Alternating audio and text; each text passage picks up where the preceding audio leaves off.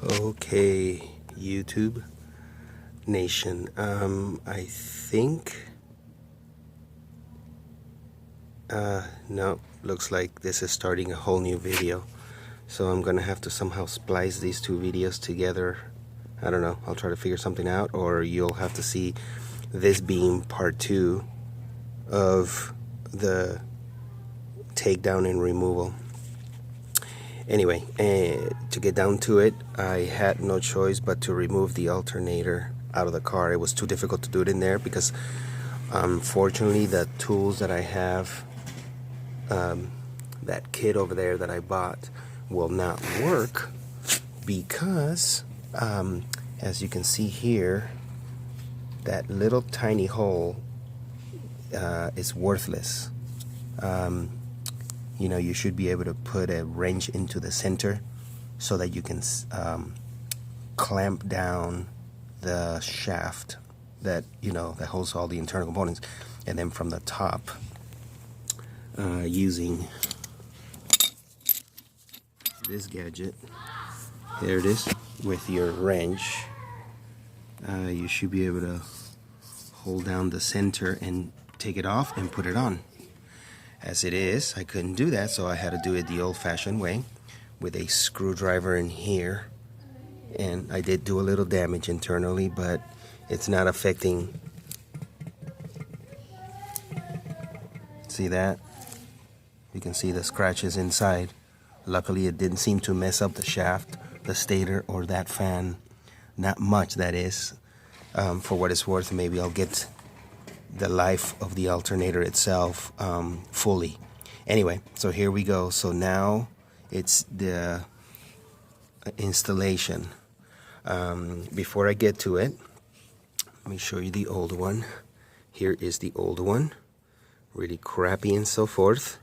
The bearing, it seems like it's externally, it looks like it's intact, but two things that you'll see right now.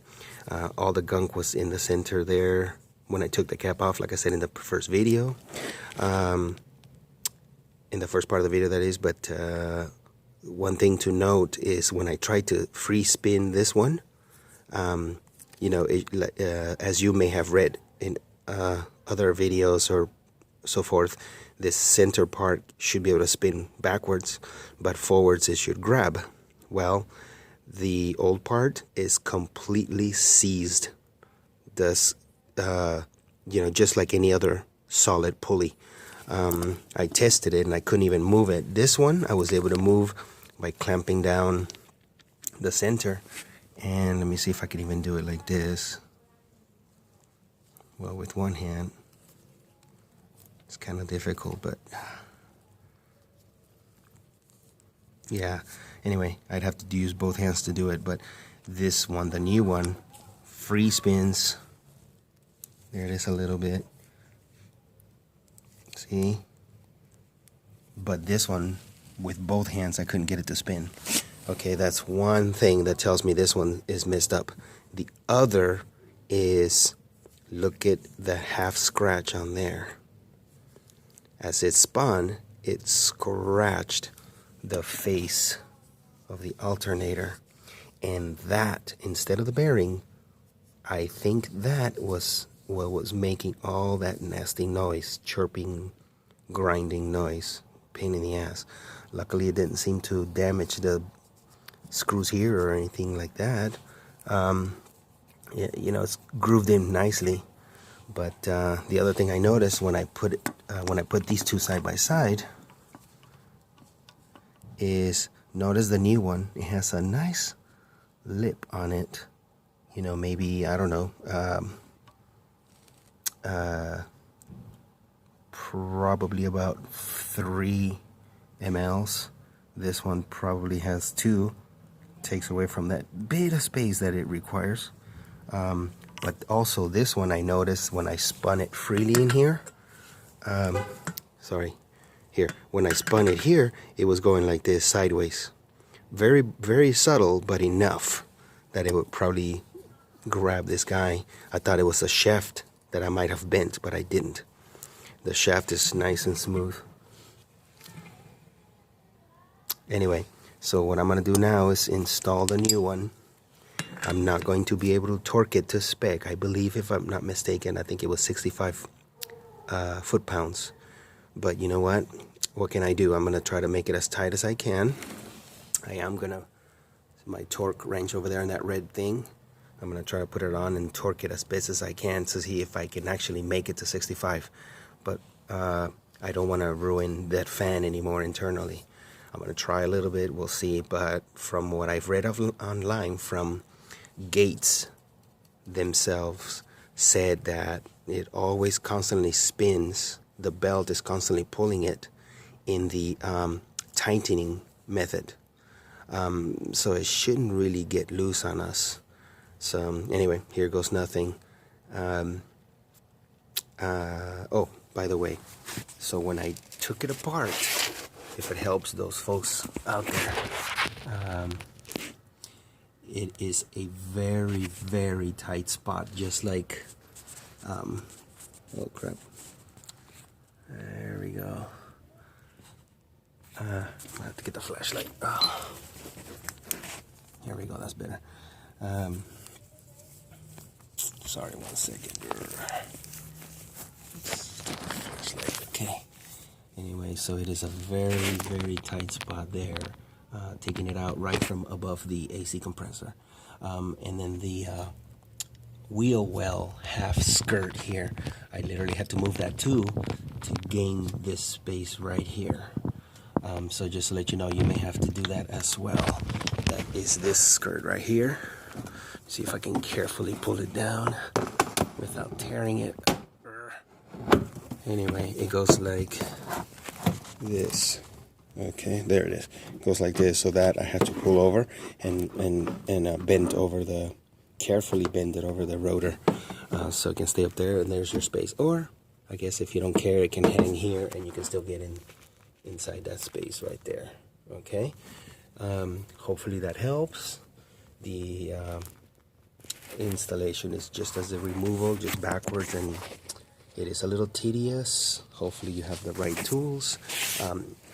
Most of the tools were basic mechanic tools, you know, socket set, wrench set, a couple of these guys.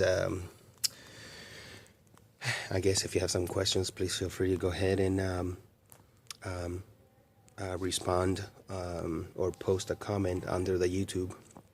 Again, I'm not a professional, but I thought to try to contribute to YouTube for as many times as I've benefited from people who have posted data. The other thing too, by the way, is safety number one.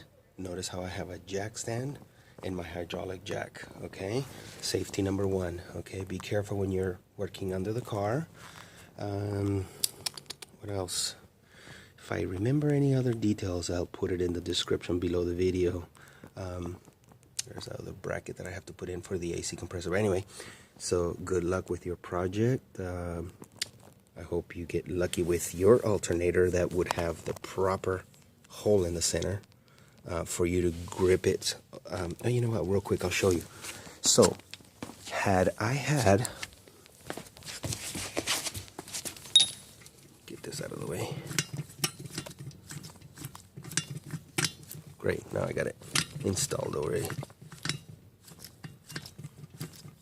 Okay, here we go. So, okay, had I had a hole in the center of the stud where it would fit one of these things here, okay? So the way it would work, let's just pretend here, okay, that this would have worked. Then what you do is you put your size here that should fit all of the decoupler pulleys, pieces of crap. Anyway, you put that there, and then this should go in the center, and it should clamp onto that shaft. You hold here with obviously a socket wrench or whatnot, and then the bottom one is what you pull, or I'm sorry, you turn counterclockwise to basically remove the pulley. But unfortunately, this kit was not useful to me because of the stupid alternator.